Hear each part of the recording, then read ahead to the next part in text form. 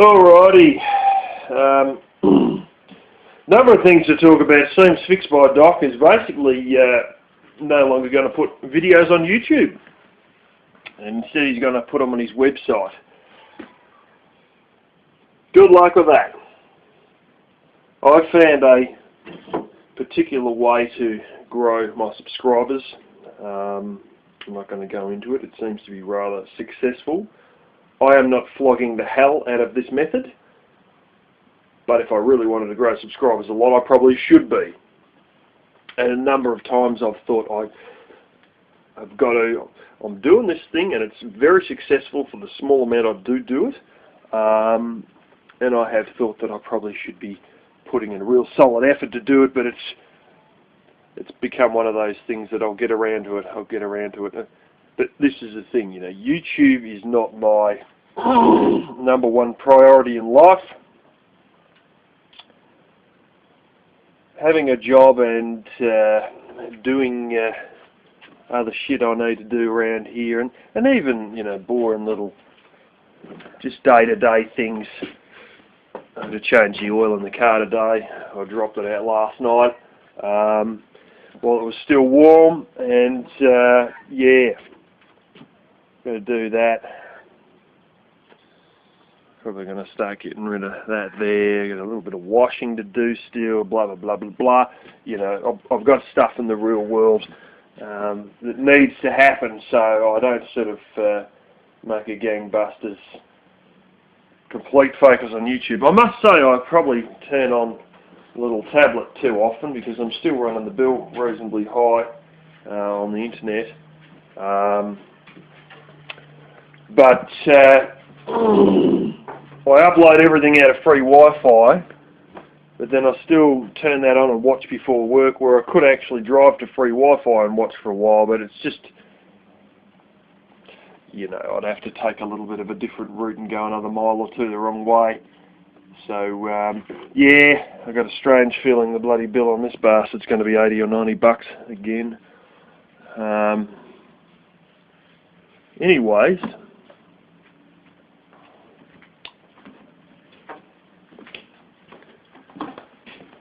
I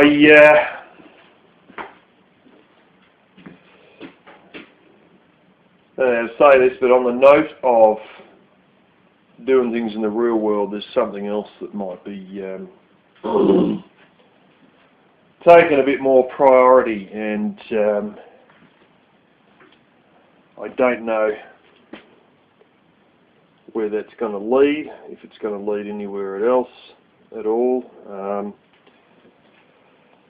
And it's a bit of a play it by ear situation, but yeah, if things eventuate, you'll find out what I'm talking about in code. Anyways, the other one that's come through, turned on my phone, hadn't had it on for a few days. I got 2 job offers on the voicemail and a call from my bank manager. Now, when I went down to the ATM yesterday, I realised something wasn't quite right after doing a bit of maths in my head. And it appeared I had $600 extra in my account. But this is the thing. I'd made a mortgage payment of $600, hadn't I? I had, and it rebounded. It did that once before when they typed the account number wrong and tried to deposit it in somebody else's mortgage account. And you know, you got to have a matching name.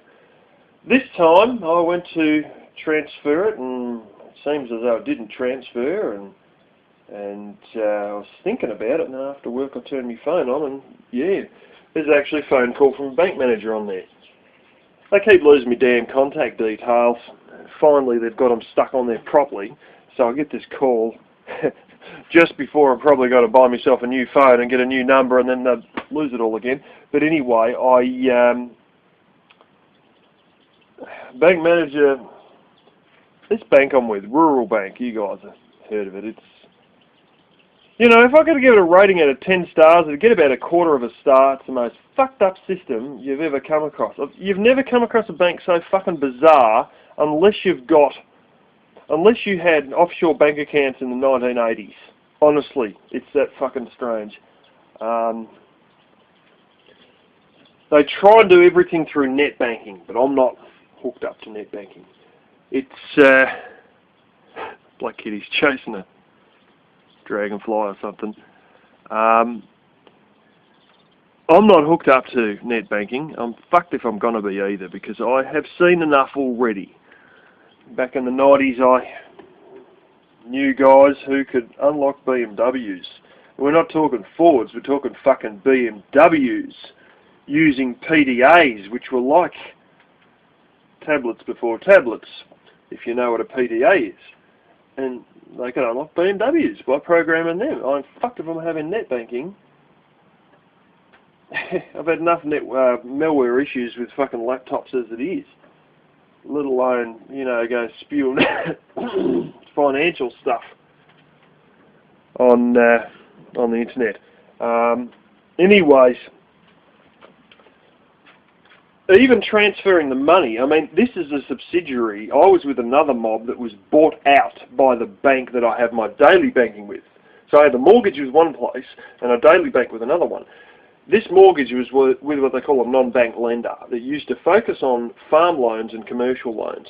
And long story short, they were going to have, one of them went arse up big time. So they're going to have an investigation into them all and blah, blah, blah. And at that point, the main owners just decided, you know what, fuck this. We're not wasting time being gone over from top to bottom as it is. And so they decided to sell it, and it was bought by the same mob that I do my everyday banking with. Then they made themselves a new name, a new subsidiary, and basically took all the books off the loans of the old mob and put them into this new subsidiary, which is Rural Bank. And, you know, this other place had a branch you could walk into. This joint is headquartered in another fucking state. You wouldn't credit it. You know, you've got a place that only had 3 branches in this state, and when it's sold out by a bank that was founded in this same state, they had also merged with a bank in another state, and they decided to throw that under the control of the bank in the other state, as where their headquarters would be for it. Regardless of the fact that all their customers are Victorian, they decided to, well, we've bought out Adelaide and South Australia Bank as well, about 6 months prior, so why don't we use their offices for all the Rural Bank customers who are taking on 100% Victorian customers out of the Southern Finance, which is the place they bought out. Which, regardless of what it sounds like, is actually a Victorian financial joint. Anyways, it complicates the shit out of it because you've got no branch. But what you do have is all the ones I bank with here, with all this Rural Bank stuff up in the window, like as though they're experts on Rural Bank. And you go in there and you ask to make a simple payment into a Rural Bank account. Oh, fuck. We've got to make a phone call. We've got to talk to the manager. We can't work this out. 15 minutes later, they say, okay, I think I know what I'm doing. Oh, fucking hell. You're advertising this joint with posters. So many posters that you wouldn't even know that you're not the bloody subsidiary, because you've got more subsidiary posters than you got posters of your own bank name. And then when I want to transfer money, you don't know how to do it. Anyway, in this voicemail, the bank manager said, I've got a call from the subsidiary asking me to talk to you about a loan that you have with them. So there's quite a chance that this mortgage has got to move. See, this is a commercial loan, and commercial loans are for businesses, and businesses have ABNs. I don't have an ABN. There were a lot of farmers obviously involved with this old one. They might be trying to shift all the farmers off their books who don't have primary producer credentials or an ABN. and trying to basically clean it up so they've got only sort of real commercial customers with the business number and all the bits and pieces. And they might be trying to gently kick me off their books. I don't actually know. We've got to see. But something is amiss, and I tell you what, I've just about had a fucking gutful of dealing with these people. And just, you know, it reminds me of the British Empire. You know, you had to send a fucking telegram, but in this case it's, you know, you've got to wait 5 days for the telegram to come back. It's ridiculous, you know. And the fact is that I don't really have time to do it, but I know I've got roughly about $13,000 that I paid for gold and silver. They usually have about $2-3 commission. In the US it's often $2, $2.50. It's usually about $3.50, maybe $4 that they have as a profit when they sell it to you. So they will get it from the refiner and assayer, basically the mint. You know, it comes 95 to 99% pure from the mine, then it goes to make 95 to 99% pure bars, and then it sort of leaves the miners and goes to the refiners and assayers where they purify it and, you know, put it through a mint basically. Then it ends up being sold, and as it gets sold, of course they need money to keep the shop open, so they whack on another, you know, $3.50, $4 more than what they will buy it back for. So you buy it, it's a bit like currency exchange, you know, they buy it at one rate, which is a bit lower than what they sell it for. In that, I bought a lot of this at friggin' $23.50 and shit like that. And I don't think I ever paid any more than $25 an ounce for it. Now it travels between $30 to $31.50 an ounce, what they sell it for. So what they buy it back for, I'm probably going to gain $2 an ounce or whatever anyway. I'm not actually going to be going backwards, I'm going to be going forwards. I actually would have profited if I sell it now, even regardless of the $4 an ounce profit that they make. So anyway, I don't really want to have to shell much of it out because I believe that it is about to start getting wound up big time.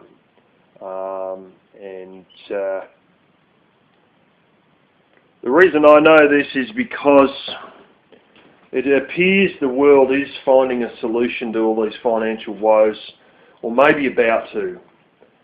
And this was theorised about 1.5 years ago on the Alex Jones channel, that they were either going to fucking have an absolute shitstorm or they're going to change to SDRs. Now, SDRs is an IMF concept, and it actually stands for special drawing rights. The Chinese have started selling bonds that are SDR-backed bonds. They're the first to do it, and you watch. All the rest of them follow, and that was a theory 1.5 years ago, was that they were going to try and have,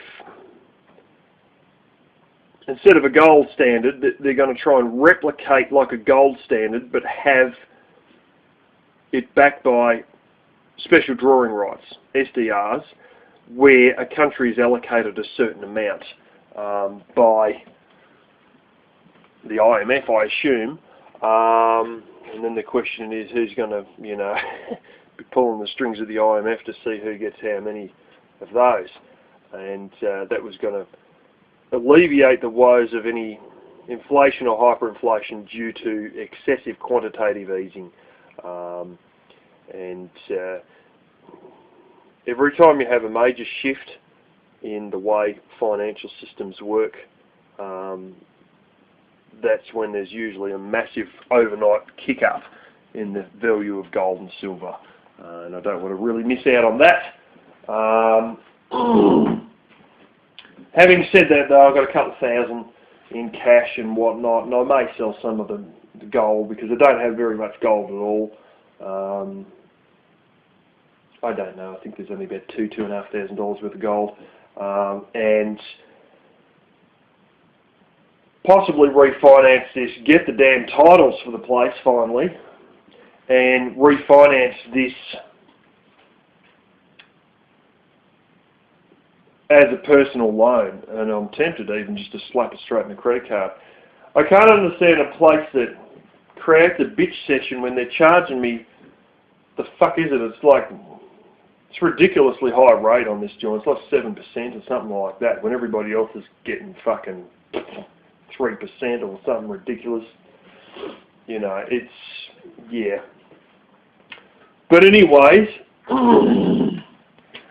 things might be changing in the mortgage department, and we'll see how it all plays out with that. And I'm going to call back 2 people to say I don't need a job on Monday, and then I've got to go and see this bank manager and see what shit is going to transpire. But I don't really feel like paying another $1,000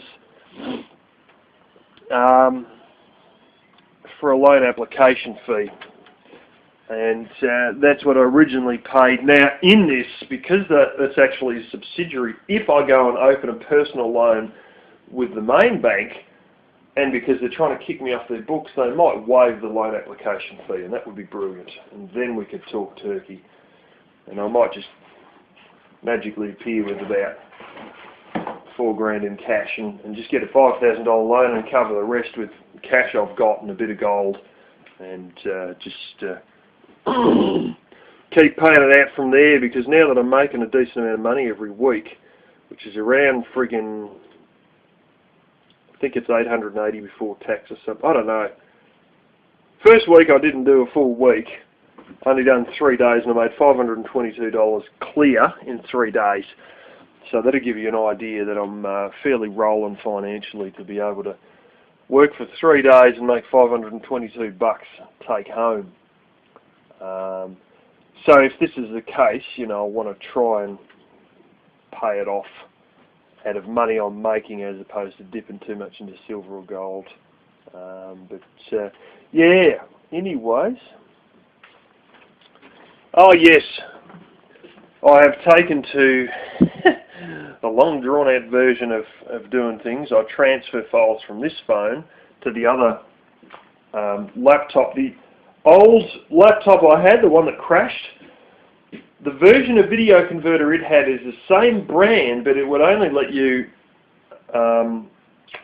convert 5 minutes worth. I got the new version of the same brand, Leowa video converter, L-E-A-W-O, I think it is, yeah, video converter. And this new version on my laptop, praise God, it will actually do 35-minute videos without batting an eyelid. And the audio gets perfectly converted by YouTube, because I'm transferring from MPEG-4 to FLV. In that, it increases in size about 15% bigger. But at least you can hear what I'm saying. I'm sort of a bit annoyed though that YouTube could have no worries with the audio coming from this phone. A 2010 made phone with an MPEG-4 format that my tablet can play back fine. Yes, a little Android can play it back without a problem. And YouTube could, and now it doesn't, and I've got to fuck around because it takes quite a while to convert these files. You know, the laptop might be new, but it's only one of these Intel Atom-based processors. And, well, the 34-minute video took me fucking 16, 17 minutes to convert the bloody thing, so at least. No, actually, the one that took 17 minutes was about a 20-minute video. So, yeah, it's pathetic in that way, but at least we're still getting shit done. You know, I need some more new tech. You know, this thing's got a camera, but it's ridiculously big. You know, I need to get another phone because my phone's going to be out of date before long. There's so much dust inside the screen of that phone, I can't see what I'm looking at. This thing here may stop working altogether in April anyway. And that other bloody thing, you know, that big one, I ought to just fucking throw that out because I can't even see the viewfinder. It's time for a couple of tech upgrades. I got the laptop, the space bar's now broken on the bloody laptop. It works, but gee, you got to hammer the shit out of it to make it work, which makes typing a pain in the arse. I'm not having a good run with tech lately, I'll say that. At least the old, this thing is highly reliable. And so is this phone I'm using now. That would be because it's a Samsung. But, yeah, you get these little things that happen, and one of the main things is caused by YouTube itself. Anyways, that's my little waffle about things that have been going on.